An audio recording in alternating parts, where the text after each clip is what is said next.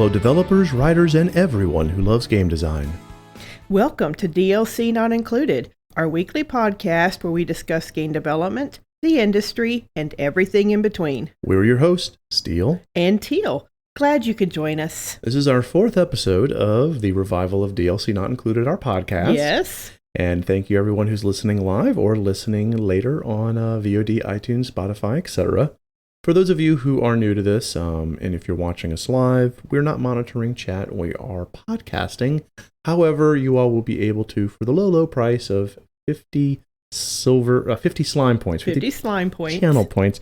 You can ask us a question. So our live audience will be able to ask us questions at the end of this podcast. What is the topic today, Teal? Today's topic is early access games. Yes.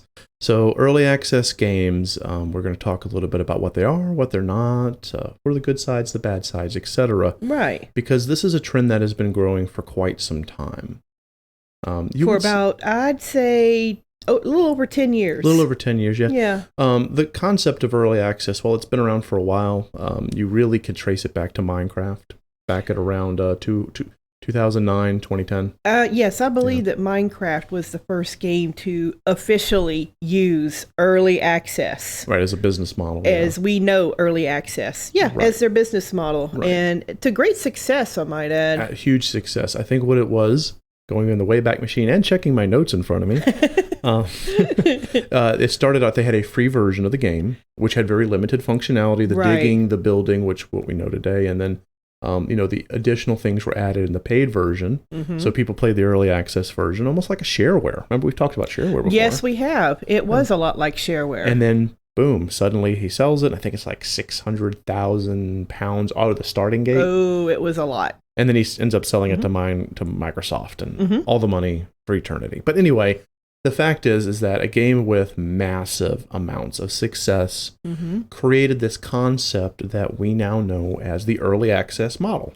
Right. And, because they were successful with it, other people were like, well, I'm going to do that too. And some people have been successful, others have not. But the fact of the matter is that it was Minecraft that pioneered that concept. That concept, yes. And it's been taken to the nth level by many games like Fortnite, Battle Royale, etc., etc. So, in essence, what is early access? It means releasing and even selling a game that is not yet completed. Right, and this could be anything from releasing a game that's still in beta. Right. Or even alpha. That's true, technically. And or you can release it in stage or chapters. Right, like the game that we reviewed last year, Edge of Eternity. Yeah, the indie JRPG that is literally a early access game that's been released in chapters. And we'll reference Edge of Eternity and other games multiple times over this podcast. But the point is, the fact of the matter is that it has gone from being a rarity to highly commonplace. Well, as I said, it's been pretty successful for a lot of different games, both indie and AAA. That's right. So you want to replicate the success, so people are doing it. If person A can do it, why can't I? Exactly. Now, one of the things that we always stress here at Studio Blue, whether it be our podcasts, our streams, etc., is following that standard development life cycle. Pre-alpha, early alpha, early beta, late beta, gold.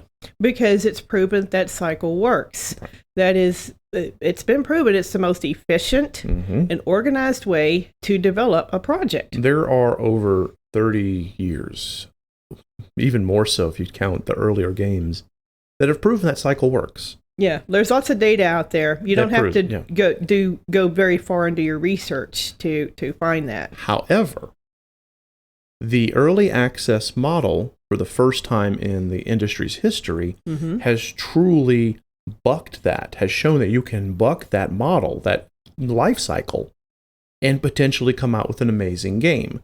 So early access, in many ways, subverts that standard game dev cycle that Teal and I talk about. That's true. It does. And sometimes it does it to roaring successes, and sometimes to crashing failures. Oh, the glorious failures.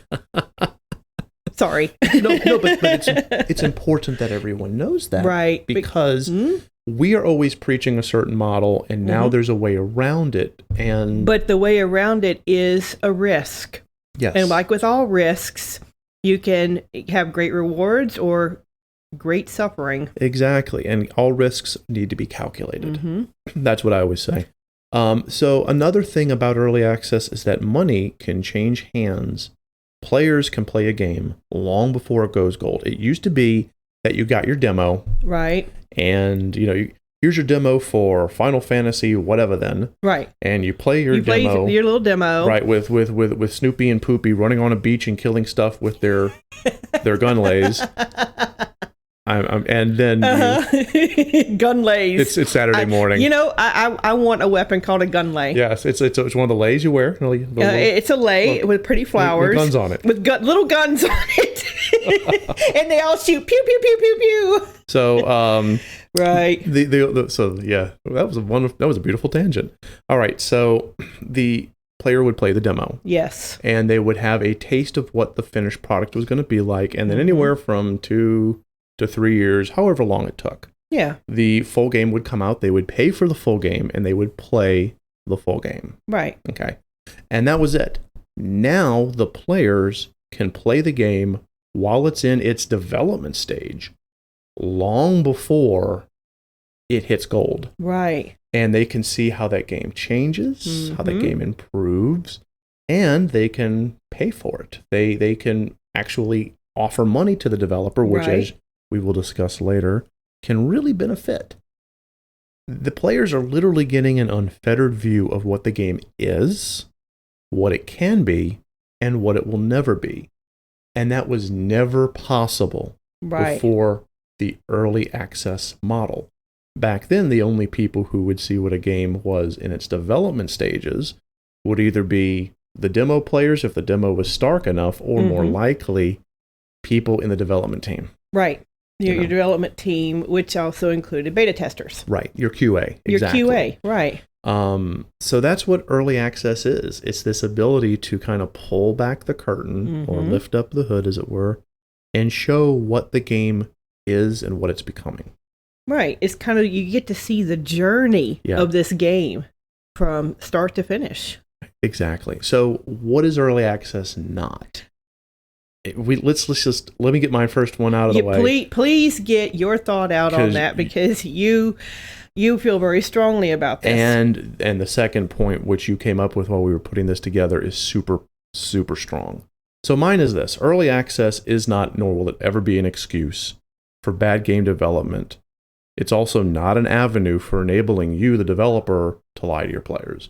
It is not as we'll get into it later, a shield protecting yourself from being a bad developer. Yeah. And, you're going to see when we're talking about early access, the vast majority, if not all, the onus goes on the developer. Very little goes on the player, because the player is the player. The player. Is the player. Yeah. But what else is early access not? Okay, this is my big point. Guys, demos are not early access. No. So please don't confuse the two. A demo is a slice of your finished game. That's what it is. It's a slice. It's a concept. This is what we're aiming for. This is the main features. This is the main point of the game. That's what a demo is. That's what a demo is. Okay. Now, in our community, in the communities that Studio Blue is a part of, which are primarily the RPG Maker and the Unreal communities, you would be surprised how many developers confuse the two, especially people who are just starting as indies. Right. They'll often say, hey, I have my demo ready, and it will be this 12-hour thing. 12-hour demo, and then they'll have the next demo ready, which is 18 hours, which is the original 12-hour demo with 6 hours added. That's not a demo. No, that's not a demo, guys. That's early access. And then you'll have people that say, hey, my game is in early access, and it'll be a prelude slice. Yeah. And that's it. That's a demo. Yep. So, for all of you out there who are a part of indie communities, it would behoove you to learn the difference between the two. Not only does it have that confusion, it gets rid of that egg on your face confusion. Yeah. But it also informs the player properly. Yeah. The player is expecting one thing with a demo. Absolutely. And another thing with an early access game. So, now that we've kind of gone over that, let's talk about the pluses and the minuses of early access, because that's really going to be the meat of our discussion today. Yeah, we really want to deep dive into early access. And what's the good and bad of it. Right. Let's start with the positives, because why not? Well, I like starting with the positives. Absolutely. So the biggest positive that I see is that players themselves, they can see deeply into the development cycle of the game.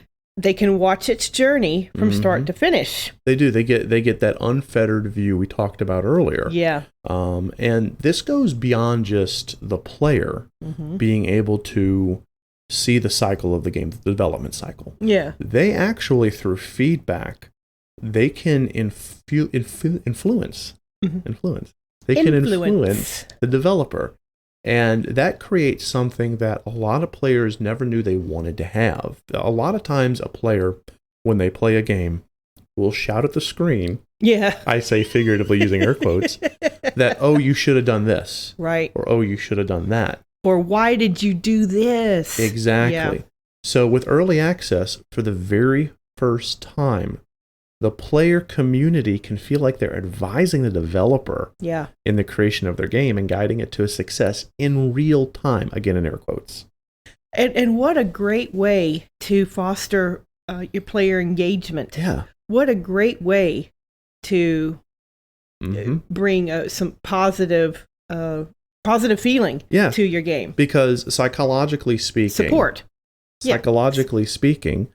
anyone who feels that they're a part of a process is going to be more vested in the result of that process. Yeah. And that is basic psychology. Oh, yeah. If I need to, I'll start quoting papers, but I'd rather just, be able to say on faith, it's just society. It is. We are human beings, are very social. We are very much wanting to be a part of whatever social circle we're a part of. Yeah. And not just the person who is consuming the product at the end. We are a consumer-based society, but we're also a participation society. And that's exactly the word. It's that players it's a participative process. So players feel like they're participating. And if you're like, well, okay, Steele, but what about the players who don't want to participate? Those aren't the ones who vest in early access.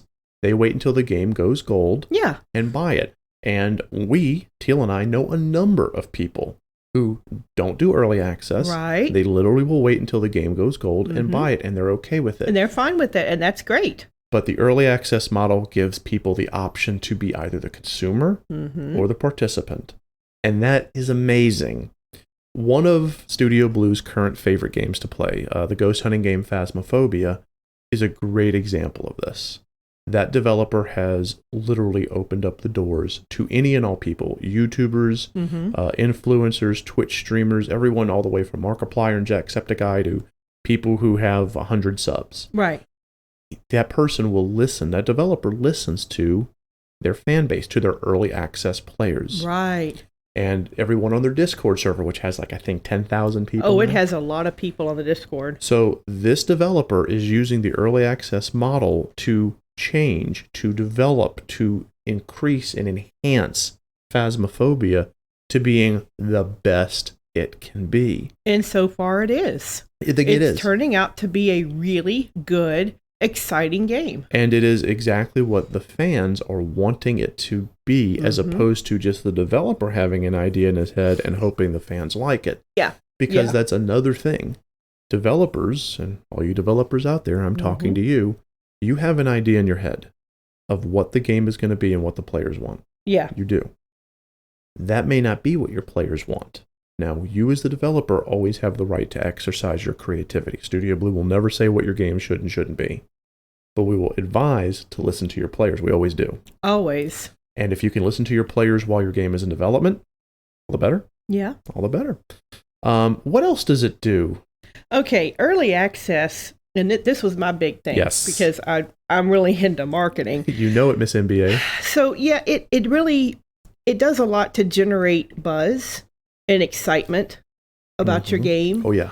Without you having to spend a bunch of marketing dollars. Because every developer, you have a budget. You do. We preach that. You have a budget, you follow your budget. Please do. And one of the parts of your budget is marketing. Huge part. It should be a huge part. It better be. You're not going to get a lot of players if you don't promote yourself. So this is a way to get what I call quote unquote free promotion. It really is early access, because folks can play through your game and go, oh my gosh, this is great. Yeah. And they tell their friends and they post it on message boards. This game's a lot of fun. Go check it out. Yes. And you don't pay a dime for that. And then, in fact, you don't pay a dime. They pay you a dime. And the energy that they give you and the feedback that they give you can go even further, because then your game gets better. People see that. Yeah, they'll see the YouTuber playing your game who they know. Goodness, if you're an early access developer and Markiplier and his friends Bob and Jack and them play, can you imagine? You'll skyrocket. Yeah, and plus you get a fan-friendly reputation. Yeah. Oh, this developer listens to what we say. What we've suggested has been implemented in the game. Wow, this guy's responsive. You get even more engagement. And reputation is so very important. If you have a good reputation as a developer, whether it be in your dev community or the public at large, you're going to be much more successful than if you have a great game and a negative reputation. Yeah. Or no reputation whatsoever. Nobody's heard of you and blah, blah, blah. Yeah. Speaking of money. Early, because it always comes down to the dollar. Oh, it does. You've got to. Sorry, but Business is business. Yeah. Early access can serve as a fantastic source of crowdfunding. Oh, absolutely. There used to be a time where, not too long ago, that indie developers, and we know this, Teal. We know this firsthand. We either had to fund our game through Kickstarter, crowdsourcing, that kind of thing. Finding an investor, that's always fun. Hoping a publisher throws money at you. Or, more likely, spending your own money. Spending your own money is like up there. Yeah. How many developers listening to this podcast have spent their own money hoping and praying they get some sort of return, whether it be the satisfaction of a story well told that everyone loves, or some kind of return on investment? Yeah. With early access, you can circumvent that fear by getting monetary, results immediately. Yes, you can. It's literally the best form of crowdfunding I have ever seen in the industry. And I never would have. If someone would have told me back in 2005, when I first got involved in the industry, that this was the direction it was going to go in, I would not have believed it. That you could pay for a game that hasn't been finished and pay for it while it's being done and help the developer make the game and want to do that. I don't think that there was ever any one person who said, hey, early access is going to be this. I think it would have been met with disbelief. Right. I would have been disbelieving. Absolutely. I'm like, somebody's going to pay you to play an unfinished game? Are you serious? And you tell the developer the things you like and don't like, so that you're basically doing part of their work for them. And yet, and yet here we are. Yeah. And to some developers, early access literally is a difference between it being a part-time or a full-time gig. Yes. I can't stress that enough, that if you don't have enough money, you have to go get a day job, raise hand, in order to get your project done. Yeah. And let me say this, there are times that even Studio Blue have said maybe we should early access a game. Yeah. Simply because it would make it easier to develop it. So when you have consummate, follow the rule book people like Teal and I. Yeah, we do. Saying that, hey, maybe this isn't a bad idea. It works. However, there are negatives. Oh, there are the cons to this idea. The cons are very thick. That's why it's a risk. So let's dive into that, because you guys need to know the risks of early access. It's not all roses. Every last one of you need to understand that if the moment you choose to take your game early access, you are putting your head on a chopping block that either will result in being a full pardon to the world, or you're done, son. Yeah. The biggest thing that it does is it opens you up to potential negative criticism. And you guys know that if this negative criticism snowballs, yes, it can. It can. If it's unchecked or unaddressed, yes, it can give you a very bad reputation. Now, we want to make sure we qualify this. Negative criticism is not the same as critical feedback. No, it is not. Critical feedback is, hey, your game is doing this wrong and this wrong. You need to fix this and this in order for it to work. It's what we do. It's what a lot of the people in our community do. Yeah. It's what you should do. Mm-hmm. Critical feedback is super duper important. It is very important. What we're talking about is this game sucks. This game sucks. This game is broken. This game, the developer is a jerk. Mm-hmm. I don't like the theme, the models, LOL, that kind of thing. Right. Whatever. And that stuff can snowball if it's not checked and addressed. So you have to stay on top of any potential. I don't like to use the word haters outside of jokes, but for lack of a better term, people who just want to trash and harm your game for whatever reason. Whether they're trolling you, they're jealous, they hate you, it does not matter. If that's left unchecked, it snowballs really, really fast. And sometimes, Teal, the developer doesn't even have to do anything bad. No, sometimes they just get very unlucky. Yeah. Their game just got the wrong person's attention at the wrong time. Yeah. And, shit happened. Yeah. So you could, as a developer working in the early access model, just one day wake up and have 100 negative reviews because the wrong person saw your game and had the wrong reaction. We are in the height of the the global village. The global village, yeah. Where everyone is connected. We're all connected through social media. There are all types of people, and some of those people, for whatever reason, whether it be real-world stressors or just bad personalities, feel it's necessary to take out negativity on someone else. So you could have a game that is perfectly okay. It has its flaws. That's fine. It's an early access model. You're working every day on it. And someone who has just a little too much influence or knows how to use Twitter a little too well sees your game, gets angry. And next thing you know, you're getting review bombed. Yeah. And that's awful. Yeah, it is. Now, there are things that you can do to kind of buffer that.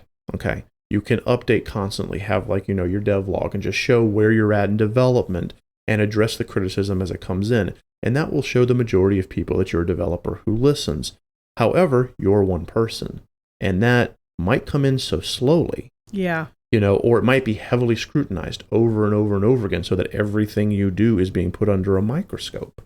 And then that snowball effect can cause irreparable harm if you don't have a good PR team or a good way of fixing it. So you're talking about the perception that your updates are coming too slowly. Yeah. Okay. That your perception, because you're a one-person shop. I mean, again, let's look at, let's look at both Phasmophobia and Edge of Eternity. Okay. Phasmophobia is a one-person team. He does the absolute best he can, but he relies on YouTubers to get out the fact that he has updates. Yeah. Because who reads update change logs on Steam? Who reads those? Yeah.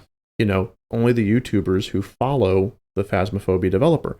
Midgar Studios, the creators of Edge of Eternity, is like a 8-10 person team. They themselves can only get things out so fast. Right. In both cases, both of those developers are doing the absolute best they can. But is it enough? Well, it depends. How quickly is the information flowing against them? Right. Now, let's move on because this one to me hits really close to home. Okay. I hate the concept of development hell. Development hell has ruined some of the best potential games ever. Yes, it has. I've myself have experienced extreme disappointment in a game that just lingered and died in development hell. And early access, unfortunately, pushes that to the forefront because games in early access can linger in a public-facing development hell potentially forever, which means that is a black mark on the game and the developer. And when you hit that point of development hell, there's nothing your game can do that can be better. Yeah. You'd have to do what Valve did, where they turned the Half-Life 3 debacle into the prelude that is Half-Life Alyx to get out of that. But that is a once-in-a-lifetime thing. Duke Nukem Forever. Yeah. And the Star Citizen. Oh, God, Star Citizen. Now, that's a great example. So even though Star Citizen is trying to find their way, they will forever be known as the public-facing development hell example Couture. I mean, it's just going to dog them for the rest of that game's life cycle. Ever. The bad press will always be there. And as a small indie dev, especially if you're a one-man show, can you afford that? If you're a small team, hey, if Midgar Studios listening, 8 to 10 people, can you afford the bad press of a development hell situation? Yeah. I know you're not, guys, but you're doing great. However, let's take an indie dev team of 10 people, 5 people. Okay, 5 people, yeah. 5 people. They are in early access, and one of the main developers, something happens. Something tragic happens off screen, and they can't be around for months. And those months turn into years. And then another person, something happens to their children, and they're taken away. And you can't triangulate and find that good new person, and next thing you know, real life happens. Yeah. But then you're not giving your updates. No. Your players aren't seeing that you're moving forward. You're not taking their money and running. But now you're in this public-facing development hell, and that's not a good place to be. No, it's not. Games also, to kind of move on, can straight up just fail in early access, and we've seen it happen. In fact, we've seen 2 examples of a game that failed and turned itself around, and a game that failed in early access and did not. So the one that did turn itself around was Rainbow Six Siege. It flunked its early access release. It certainly did. And it slowly, because of the team, the people listening to feedback, the developers, and to some extent the creative directors and the executives, kept going and going and going, and they finally turned the game around. Now, I'm not a Rainbow Six fan. However, in researching this podcast, we read about its hellish cycle, and we're like, okay, so they turned it around. However, it was a Herculean effort, though. It involved just more than development team. Yes. So understand that the turnaround itself was very involved and very time-consuming. Public relations. Resource-consuming. Oh, the PR had to work overtime. They put in long hours for that. So if your game fails in early access, the amount of effort it's going to take to not only salvage the game, but your own reputation may be a lot more than you can handle, because it's going to be considerably more than the game itself. Now the one that failed early access and just failed.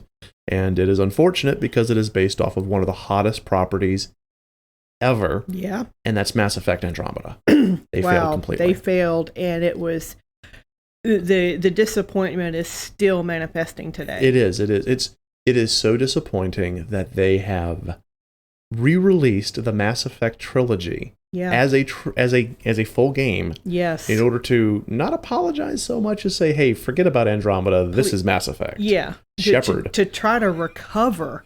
That's crazy. And it's just, I've heard, you've heard all the people saying, I'm never going to do Mass Effect again. No, I'm not going to get pulled into it. Yeah, exactly. And it's bad. BioWare's in a bad scene because of that. So all of this is because of, that definition that we got back to earlier. What is early access? When we were talking about that at the beginning of the podcast, that definition has gotten blurred really badly over the years. It has especially gotten blurred in the indie development community. And here's a problem, because people can say, hey, this game is early access here. This game is early access there. It suddenly becomes a shield of defense against criticism. Yeah. And unfortunately, that's not going to fly. It's just not. You can't say, well, my game is in early access, so your criticism is invalid. That is absolutely incorrect. I am going to again talk about a game that we talked about last year, and that's Edge of Eternity. I was really hard on Midgar Studio and Edge of Eternity in my review, and I felt it was warranted. Yeah. Now, I have said multiple times, the game and the studio have completely turned themselves around. The game is becoming exactly what it's meant to be. We will review it again at some point this year to show how it's improved. However, at the time, it was warranted, and some people tried to use it being early access as a shield against my criticism, and that doesn't flow. That doesn't work. If your game is out there facing the public, regardless of what stage it is in early access, you're open to critical feedback. So the big negative here that we're kind of addressing is you can't use early access as a shield. If anything, it opens the door and says, give me all of the feedback. Right. Tell me every single one of me and my game's shortcomings. Where is my game failing? Where am I as a developer failing? Tell me everything. So you have to view early access as a door that's open and inviting, and not a shield that's defending. Correct. That is correct. So is it all doom and gloom? No, not at all. It's not. This actually, if applied properly, early access can be one of the strongest things a developer has, especially in indie. Yes. So before we get into the last part, which is how it should be used, we want to give some encouragement to you devs out there. If you're listening to this and you're going, oh crap, maybe I shouldn't do early access, you should. We're going to have a couple of things in which we feel that early access is best in these scenarios. And if you do them, you can completely, you can jumpstart your career as a dev. So what's some good times to use early access? You really should have your early access model used for the express purpose of having your community as an active part of your game development. There you go. And that is kind of the big one for us. When we were making this podcast, we were saying, well, what is the best scenario in which a dev, especially an indie dev, should say, I'm going to go with the early access model? Right, because if you only want your community to get updates. Right, like here's where I am in my game. Right. And you only want to have certain people advising you. Like, your peers or, your critiquers. Then just use a developer blog and rely on your peer feedback to fix issues. Right, exactly. You don't need early access if that's all you're going to do. You really don't. Like, for example, if you're going to have a game where you're going to have a certain number of Twitch streamers, you're going to have like Studio Blue or Hawk Zombie or Driftwood, Drifty and T. If you're going to have certain people play your game, and those people are going to show both what you're doing and give you feedback on how you can improve it, that's not an early access model. Just you're keeping it within the community. Right. And then when you're ready, you'll release it to the general public. At that point, you don't want to do early access. You do early access when you are ready to literally give everyone the ability to be part of your development cycle. Yeah. Now, we mentioned Hawk Zombie, Drifty from Driftwood Gaming, T from T's Jams, because they're all part of the RPG Maker community. And we want to give a shout out because that community as a whole does an amazing job of differentiating between early access and closed access. That's true. And it's great because, a lot of times that engine gets unwarranted hate. But the community itself is wonderful when it comes to galvanizing around its devs and either providing closed-circuited feedback or saying, hey, this is going to be an early access model, and the whole world gets to be a part of it. Right. So for all of you indie devs who are a part of other communities, take a look and watch how the RPG Maker community handles its early access demos. Yeah. Its early access models, I mean. And speaking about the early access model, I just want to point out that the moment you put your game out in early access, you, the developer, are agreeing to have every player act as a critiquer for your game. Yes. And you are agreeing to consider their feedback. Yeah, there is a unspoken contract that immediately opens between developer and player the moment a game goes into early access. That agreement is as follows. You are paying me X amount of money to play my game while it's being developed. Right. I am agreeing to listen to you and consider your feedback in every aspect to make this the best game it can be that you want to play. That last phrase, that you want to play. So if you don't want to be a part of that contract, then don't make your game early access. However, if that sounds delicious to you, you absolutely want to consider the early access model. Yeah, you do. We have a big piece of advice though.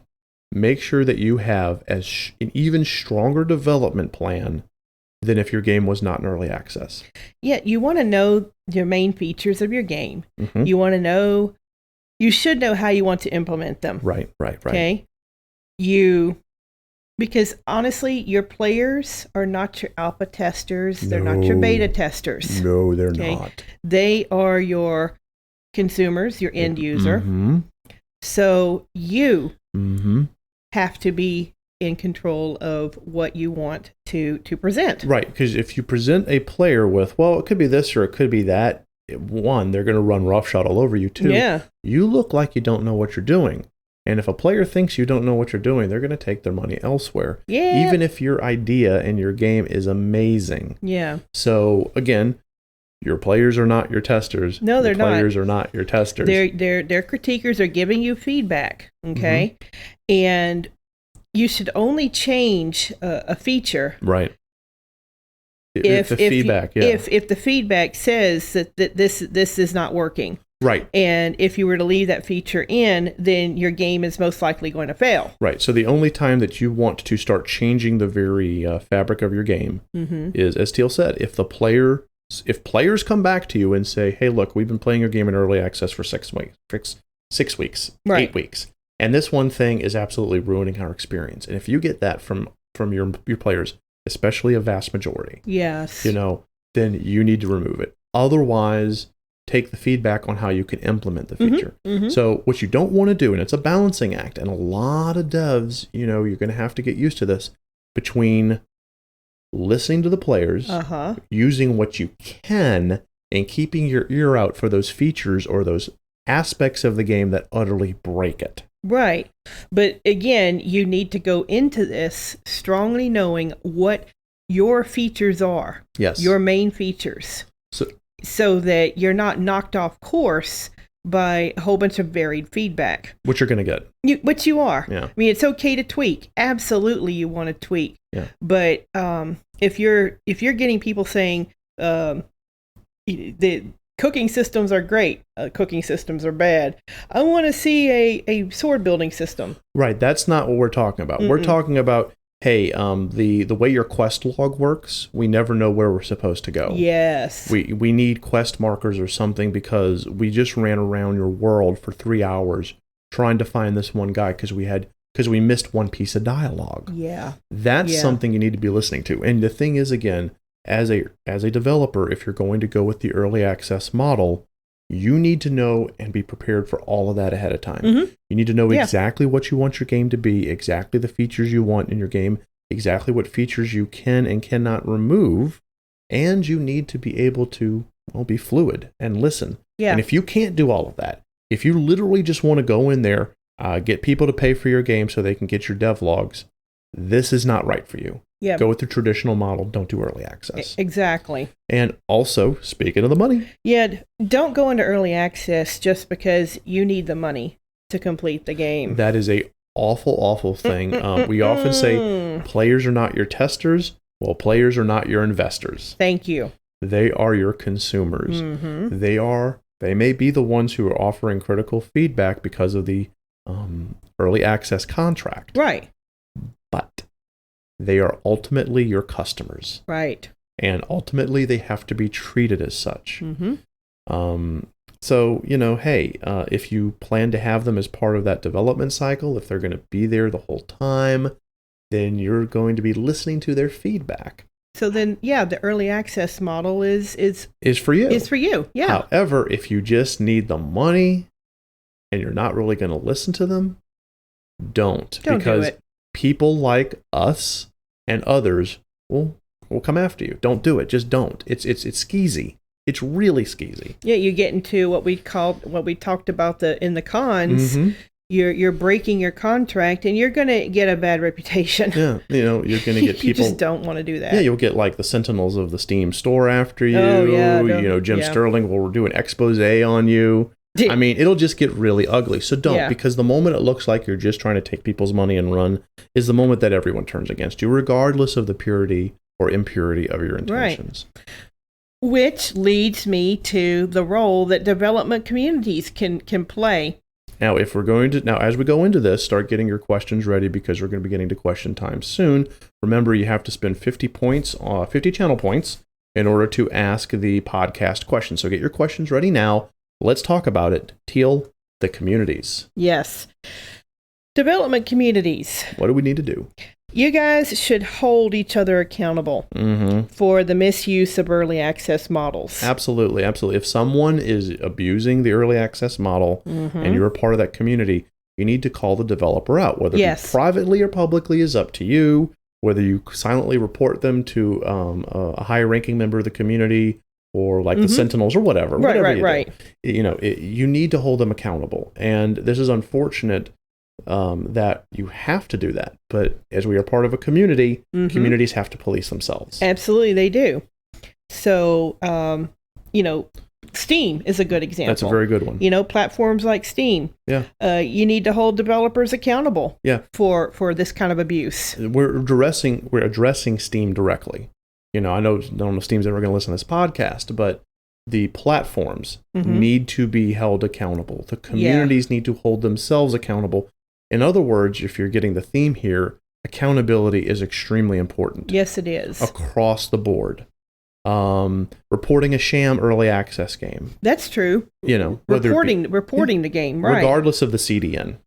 CDN. I got it. Content Distribution Network. Yeah. Regardlessly of that, you need to do it. You need to report them, and we all need to hold each other accountable, because if we don't, we're going to have early access games. A lot of abuse.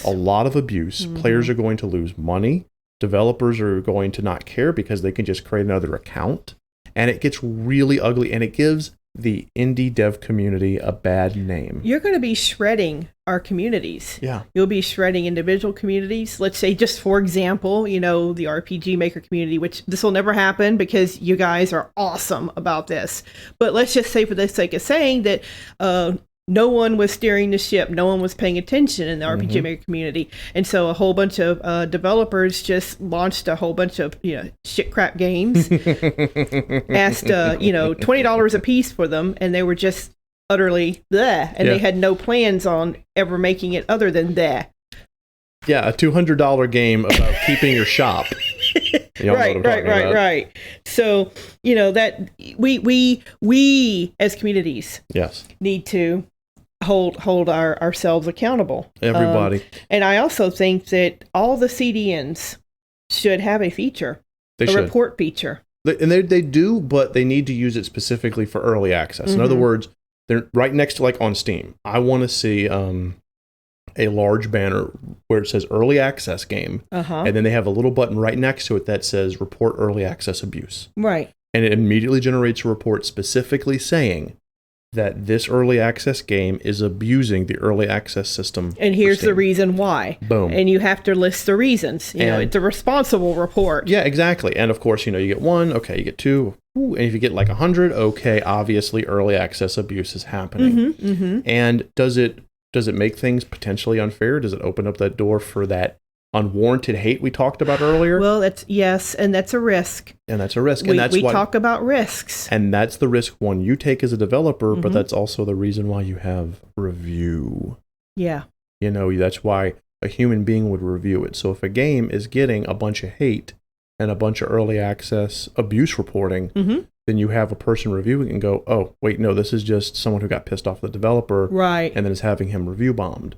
You know, however, if it's the vast majority of situations, it's actually going to be, okay, wait, this guy is abusing the early access system on Steam. Boom, game is pulled, refunds are issued, et cetera, et cetera. Et cetera. So now it's time for us to take questions from our live audience. If you've been watching, remember to use the poll question feature in chat. So while we're waiting for potential questions to come our way, let me tell you a little story about how I got abused by early access. It wasn't my one negative experience on early access. Okay. So there was, as you know, I love VR. Yes. I am a huge VR aficionado. There was a early access pirate game. It was like something Long John Silver, something, I don't even remember what it was, but it was really neat. You get betrayed by your crew, and you're basically left to die on a desert island, and eventually you fight other pirates, you get, you know, your ship back. And the whole concept was kind of like the Wind Waker, where you go from island to island to island to island. Pretty cool, right? Yeah, it sounds good. It sounds fantastic. I paid the $20 for the game in early access. I supported it. I even thought of us doing a video on it. Well, 6 months passed. A year passed. 2 years passed. 3 years passed. Nothing. Wow. Steam wouldn't give me a refund. It was just like, no, it's been too long. And the developers closed shop. The actual Steam page for their for their shop just closed. Wow. And their website was taken down. They either took the money and ran, or more likely they fell apart. Yeah, they did. But Steel was out $20 and has nothing to show for it. The demo itself is fun, but it's literally you just make your ship go around, go to 1 or 2 islands, and that's it. Yeah. So you can get burned really easily doing an early access game. Sure. It's unfortunate. You can, yeah. All right, we do have a question here from Rack. All right. Thank you, Rack, for the question. What are your thoughts on early access possibly making future game developers as they as that curtain being pulled back on the process as people get excessive access to the real process? Yes, okay. I understand what you're asking. All right. I love early access for that.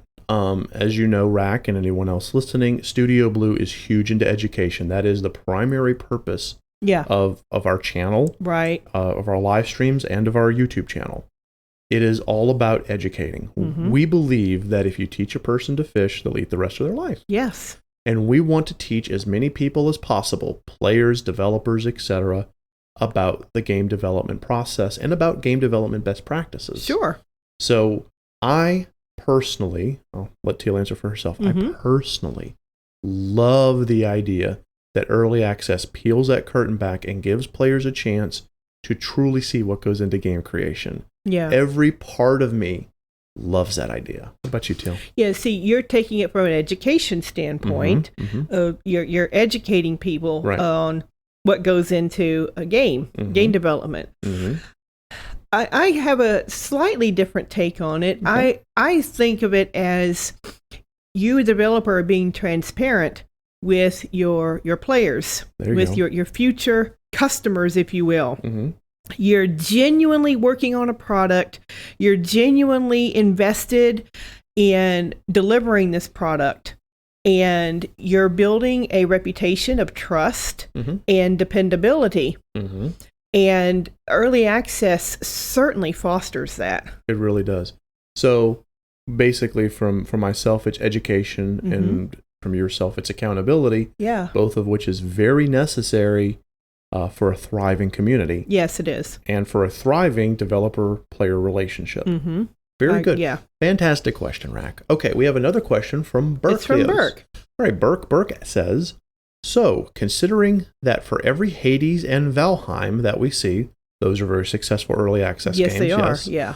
And discussing how important a strong vertical slice is for your game. Yes, we always say that's very important.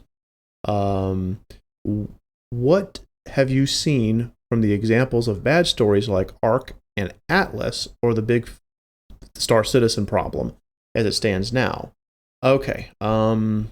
So let's see if I'm answering this question properly. Okay, sure, yeah. Right.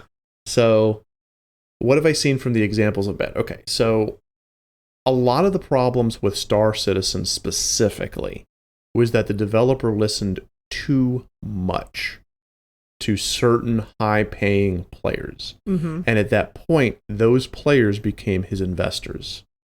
And that's they crossed the line. They crossed the line, which is an issue, and that is a negative that you as a developer have to keep. You got to keep that line there. Yeah. No one tells you how to create your game except you. The only time a developer ever has to listen to someone else is if that is a publishing studio, an executive for their studio. You know, if you're a Bethesda employee and Todd Howard says do X, you do X. Yeah. However, that is that clarity, that accountability, that transparency. Let your players know early access. Doesn't matter how much money you throw at this game. You're a player. Yeah. I will listen to your feedback, but you don't dictate to me how my game goes. Exactly. And you can do it without sounding like a dick. You can do it sounding and be very civil. So Burke, basically to answer your question is the faults of games that have failed have been either they have allowed those players to take that investor role, or they've just, now I'm not sure about games like Atlas or Ark, but they've just not gone and delivered with what they said they were going to deliver. Yeah. Maybe the game was too big for itself. It could be. You know, it's too ambitious a project for the size of the studio. For the size of the studio. Yeah. Things like that. Now, that vertical slice, which we'll go on to that as its own separate thing, that's more of your promotional tool. Yeah. The vertical slice is what you show to a potential investor or a potential publisher, or in cases of certain types of game developments where you need to show all your player base what you have. Right. It's that little piece. So that vertical slice is different than your early access. Yes, it is. Vertical slices are short. They're short, yeah. They're short compared to early access, trust me. Short, full-featured something. Yeah. So, yeah. Yeah. Okay. So, thank you so much for that question, Burke. He has a part 2. Oh, he does? Yeah. So, this is for me. Okay. Okay. Burke asks, is a gunlay also a firearm stored in a bag of chips? Yes, it is. There we go. A bag of, I would say a bag of fiery barbecue chips. Yum, yum, yum. Mm-hmm. Now I want fiery barbecue chips. All right. Okay. Thank you for that question, Burke. Thank you, Burke. Okay, so next question is again from Rack. Okay. What is the variety of early access models and your opinion on them? Currently, there is one overarching model, and the quote-unquote models will be more platform dependent. But the basic is you release your game into an early access situation, early access model. You have a contract at that point with your players. So your players will pay $5, $10, $20. To play your game as you have it. Right. And then you release updates. Now, if you're talking about models like, hey, I'm going to release my game in early access, and I'm going to once a month give them an update. That's not a model. That's your decision on how transparent and how regular you're going to be on talking to your players. Yeah. So currently, Rack, there is really only one model. It's the current early access model, which is I offer my game in early access on whatever my platform is. You're going to pay me a certain amount, and I am going to communicate with you a certain amount and update my game a certain amount per time period. Yeah. So given that, my opinion is a developer should do the following. A developer should not ask for the full retail price of their game. I would say 50% is an okay starting point, but be judicious. Yeah. Be judicious. And I believe a developer should say something once a week, even if it's a small log of where they're going. Right. Weekly communication, in my opinion, is the best. What do you think, Teal? No, just to go off that, because I agree completely with what you said.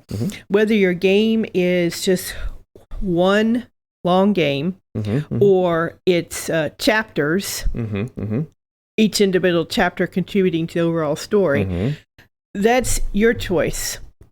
Early access is early access. So whether you play one long game or you play one or two chapters, that's just a pathway. And yeah,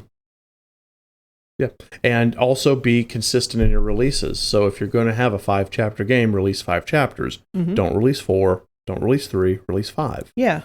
Keep your promises. That's I think it kind of all boils down to that, Rack, and anyone else listening. Keep your promises. Yeah. If you make a promise, keep it. We are still a very oath-driven society. Humans are. Thankfully. All right. Your word is your bond. Amazing question there, Rack. All right, we got another question from Burke. All right, here we go. What's your feeling on similar methods of funding game development through platforms like Indiegogo or Kickstarter? Also, it has its success stories like Pillar of Eternity and Bloodstain, and its necropolis of failures. Yeah. The truth of the matter is, Burke, good question, by the way, there's always going to be more failures than there are successes in anything like this. Yeah. Actually, that's kind of like that way in life. There's more failures than successes always. Yes, it is. Talk about, just to go on a tangent here, publishing queries. Yes. And thank you. Yes. So, okay. I have no problem with, and I am totally okay with the game crowdfunding itself, like through Kickstarter and Indiegogo. I actually think that's just as good as early access. Yeah. And Bloodstained is an amazing game. Pillars of Eternity is amazing games. Both of those were successfully crowdfunded and went on to be just fantabulous. And you can quote me on that. Fantabulous. However, just like the early access model, identical. You have to deliver on your promises and you have to communicate regularly. Communication is key. It's all about that transparency and your integrity as a developer. Absolutely. Start to finish. Your word is, in the end, the only thing that you have. You know, you can have all the flashy graphics, all the beautiful vertical slices, all the fantastic updates and 3 gigabyte downloads. Please don't do 3 gigabyte downloads. But if you keep breaking your word, people aren't going to believe you. Yeah. I did a Kickstarter back in 2019 for Big Eye Small Mouth, Besem, right? Version 4. When the pandemic hit, there was a ton of issues with it getting out because pandemic. They stayed in contact with us, the Kickstarters, the whole time. There was never a point where we didn't know what was going on. So do that. And I know that's not a video game, it's a tabletop game, but do that. It's the same concept. If you run into a snag, let your players know, whether it be Kickstarter, early access, whatever. Yeah. Let them know. Hey, guys who gave me money, something happened here and it's going to put me 3 weeks behind, but I'll let you know by week how things are going. Right. Communication is key. If we have any more questions, please give them now. We've had some great questions. Great question there, Burke. Yeah, absolutely. Okay. So this will be our last question for the day. Thank you. Another one from Rack. How far do you think a game has to be prior to opening it to early access? Like, can I take the first gameplay loop and let's develop this together with a little tongue emoji. I would say start in your late alpha. That'd be the very earliest. Yeah. I think that you could provide early access is a late alpha. Yeah. My preference is to wait till your beta early stage. beta. Yeah. Because at early beta, all the features are in there. All your features are in there, and you have a good mechanical system built. Most of your coding is in place. You removed your placeholders and put your actual stuff in there. Right. So to me, your beta is the best stage for early access. Having said that, that is Steel and Teal being twitchy about putting anything prior to that. We have seen games in far earlier versions be successful. So it is possible. It's possible, but again, what level of risk are you willing to take? Yeah, because placeholder graphics look unprofessional. Even though you, I, and everyone listening to this podcast who are in the development community knows you have to have placeholder graphics, placeholder text. It looks like you don't know what you're doing to the average player. Also, the bugs. You put any kind of alpha out there, and it hasn't been bug tested yet. Right. So then you release a early access game with all these bugs, and you open yourself up to a whole lot of negative criticism. Well, this game is buggy. This game, you've heard it, you've seen it. Yeah. So again, the risk. So to kind of wrap that question a nice little bow rack, and we appreciate it. We officially say late alpha the earliest, preferred early beta. However, you, the developer, ultimately have to look at your game, look at your development roadmap, and decide where am I willing to risk the general public being able to see where this game succeeds and fails. Right. And that is something that we can't tell you. It's got to come from you. However, to that second part of your question, please don't just do your core gameplay loop and say, help me make this game. I know that's a joke, but, please, developers out there, don't. Your players are not your development team. Yeah, right. That was a fantastic question, and all around we've had fantastic questions. This has been a real good guys. One. Yeah. To kind of put an end to this, if you are a developer out there and you are considering having your game be in early access, weigh the pluses and the minuses. Ask yourself, what are you willing to risk in order to have advanced funding and also have your player base potentially see where your game could go and help make it the best it could be, right? Or watch it fail completely. What are you willing to risk? Yeah, what are you willing to risk? We want to thank everybody out there who has watched us live. We want to thank everyone who is following us on YouTube, as well as listening to us on iTunes, Spotify, Amazon Music, etc. You guys are amazing, and it's because of you that DLC Not Included, our podcast, is the best it can be. Right. All right. So join us next time for DLC Not Included. And remember, anyone can give you the key, but you have to go through the door.